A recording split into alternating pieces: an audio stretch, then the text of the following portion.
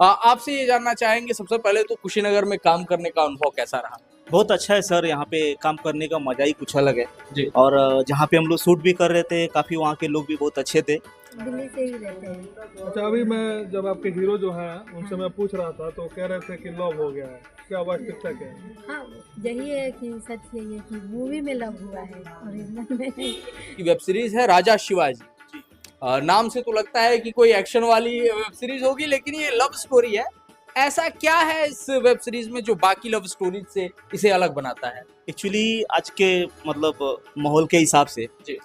थोड़ा सा कुछ चेंजिंग किया गया था, तो उस हिसाब से हम लोग सोचे कि कुछ इसको लाना बहुत जरूरी था कि